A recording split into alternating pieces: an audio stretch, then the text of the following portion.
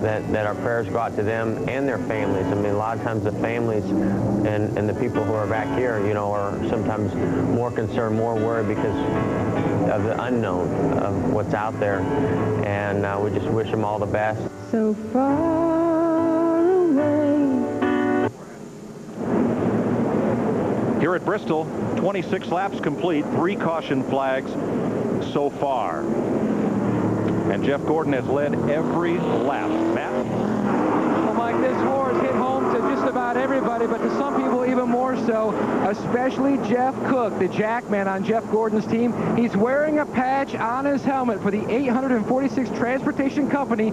His brother's in the Army Reserve, soon to be deployed to Iraq. His brother already on his mind, knowing what's taking place across the waters. Thanks, Matt. Our pole sitter has made a pit stop. Yeah, I mean, he gave up that 3rd position, Darrell. I think you were right. That race car was very, very loose, so he's going to go from 3rd all the way back to 35th. They came in, decided to change 4 tires. I saw him screw down on the track bar, which means they were tightening that car if he was loose. Now, what Ryan needs is probably about a 25 or 30 lap run with hopes then a caution comes out in those leaders pit and he get that track position back. But he has put himself in a hole early. Yeah. Got to let, you know, obviously he can get around a racetrack fast. Set a new track record here of under 15 seconds. Then next thing you got to figure out is, you know, how to make that car race that way. Here you see our Fox tracks on Jeff Gordon, our leader, Rusty Wallace in 2nd, Mike Skinner in 3rd. Pace car drops them off about 35 miles an hour before they get up to speed.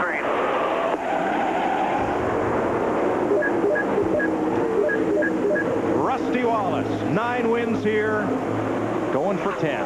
And Mike Skinner, one of the surprises in qualifying. Remember, this is the hometown team, Morgan McClure Racing, owners of the number 4, based just up the street in Abingdon, Virginia. I just think Rusty was ready for the restart more than Jeff. I think Jeff didn't clean his tires up well enough.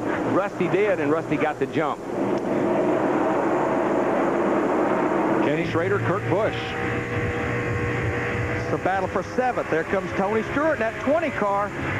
You know, he's had good runs here, 8 starts, but everything's been good in the August race. He's never finished better than 15th in the spring race. They're just showing so much more consistency this year, Larry. He's off to a great start, and if he comes on strong in the second half like he's done in the past, he's going to be a hard man to beat for that championship. 5 cars behind the wall at 20 laps. Todd Bodine, John Andretti, Casey Mears, Dave Blaney, and Dale Jarrett. Here comes Junior for 3rd on Mike Skinner. Yeah, he's got the best car right now. He's up on the wheel right now, and he's just opening the bottom just a little wee bit, and he can stick it right in there. Well, that's what you want to be able to do, is cut that sucker down where that left wheel will hook the apron, but not upset the car. That's when you get your best acceleration. The left tire will get a lot of grip down on that black asphalt. Gordon for the lead and gets it. Rusty Wallace slipped up high, and Jeff went for it. Got to be a deal made. No way can he pass Rusty and Rusty pass him. Had to be a deal somewhere. We'll see. Steve? Casey Mears just come out of the infield care center. Casey, what happened? You know, I don't know. All I can see is the back of John Andretti, and I mean, he can only pass to the high side before he gets to the start-finish line.